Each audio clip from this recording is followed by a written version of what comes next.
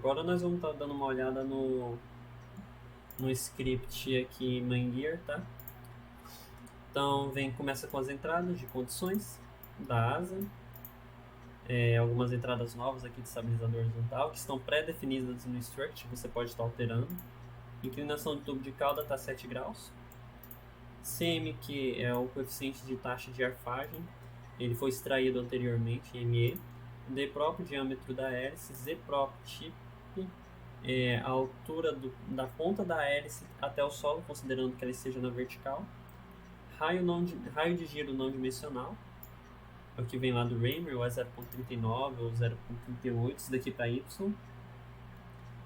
QC é uma aceleração aí empírica que a gente está colocando para a aeronave poder estar arfando na velocidade que a gente quer. E o x ponto neutro que foi extraído, depois vem a entrada da massa, que vai ser multiplicada pela gravidade, se torna peso. As distâncias, tá? A distribuição de peso. Depois vem cálculos, conforme o exemplo 6.1.2, eu vou estar colocando o PDF dele escaneado aí. E aí começa com o cálculo da distância do bordo de ataque, da corda média aerodinâmica até o ponto neutro. Em seguida vem o momento da taxa de arfagem. Vamos estar presumindo que aqui seja uma decolagem, tá?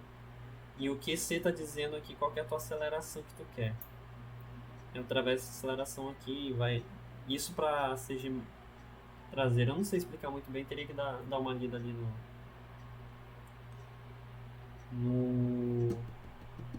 no Philips, tá? Mas eu vou tentar escaneando se for necessário. Vem peso em seguida, peso total, distância do ponto neutro. Então x o bordo de ataque da corda média aerodinâmica até o ponto neutro, menos um momento de arfagem dividido pelo peso. Raio de giro dimensional, multiplica pela envergadura da asa, divide por 2, meia envergadura vezes, né? E está dimensionalizando o que é dimensional, esse valor RY vem do Raymer. Depois vem a margem de manobra para raio de giro mínimo. Para raio de giro, raio de manobra, acho que confundi. Mas vai ter lá no PDF o que significa cada um. Aí tem essa equação que é dada. Depois vem a posição em X do CG traseiro, tá?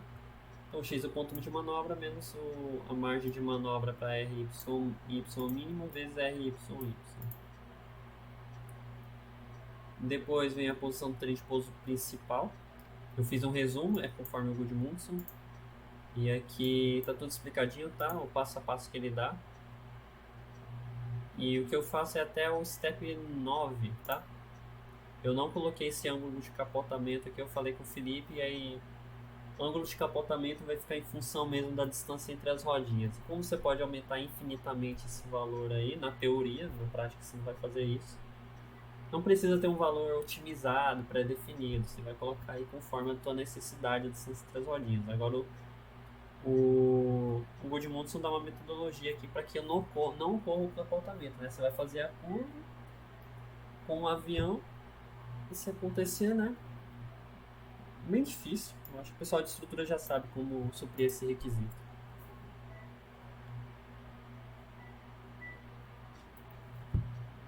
Beleza? E aqui, seguindo todos esses passos, você vai entender a ideia, só que eu faço cálculo de outra forma. O que você tem que fazer? Primeiro você lê, entende o que está acontecendo. E aí o que eu fiz aqui? Você tem que notar que tem duas curvas e o que elas têm em comum são três coisas. São essas posições x e y, onde elas estão se cruzando, tá? Eu estou considerando o plano cartesiano. Então elas estão se cruzando aqui nesse x e y, e onde elas se cruzam é onde fica a rodinha do trem principal. E aí, à direita, essa curva azul, eu dei o nome de curva 1, e ela tem um coeficiente angular definido pelo ângulo de Stoll, a tangente de 15. E a segunda curva, que é a que está cruzando aqui o CG, ela tem um coeficiente angular que é 15 mais 90 graus. Então elas têm esses valores de coeficiente angular, são diferentes, e o que tem que ser feito? Tem que encontrar a posição desses dois pontos aqui. Então você vai ter duas equações de coeficiente angular, M1 e M2, vai identificar o que uma é igual a outra, por exemplo. O x inicial de 1 é igual ao x final de 2. Quem é 1? Ground line. Quem é 2 é a do CG. O que eles têm em comum? Que o x inicial do ground line é igual ao x final do CG, da linha do CG, tá? E assim como o y inicial é igual ao y final. E aí eu vou colocar a demonstração, mas esse daqui é só para te pegar a ideia. Como é um método mais desenhado, né? Tu não tá calculando aqui. É o que eu fiz, foi colocar esse método de posicionamento com base no desenho e expressá-lo matematicamente, tá? E aqui tá tudo traduzido, bem bacana aí pra te estar lendo, sem maiores problemas. Tive que fazer isso também para poder entender o que estava acontecendo. E aí também tem uma planilha aqui no Excel, tá representando isso. Tem essa planilha que é auxílio de otimização, tá? E em alguns momentos eu deveria ter comentado sobre ela. Eu acabei lembrando só agora. E aqui o que acontece? As bolinhas nunca vão cruzar, tá? Com a posição correta. Eu esqueci de fazer um ajuste aqui de referência, porque o Gudmundsson está considerando tua referência aqui como o bico do avião, tá? E a referência para cálculo de peso e momento ali no avião do tal, eu coloco como o bordo de ataque da asa. E ele é positivo para trás. Então, bordo de ataque da asa 00 positivo para trás vai fazer com que bequilha e motor tenham um momento negativo. Que vai ser uma distância negativa, tá? E aí as bolinhas acabam não se cruzando. Mas já dá pra dar. Já te traz uma boa ideia do que está acontecendo. E essa posição do CG. E você extraiu o X-Men Gear, volta pro D-Man Gear, calcula-se o momento. Aí calcula-se o novo CG.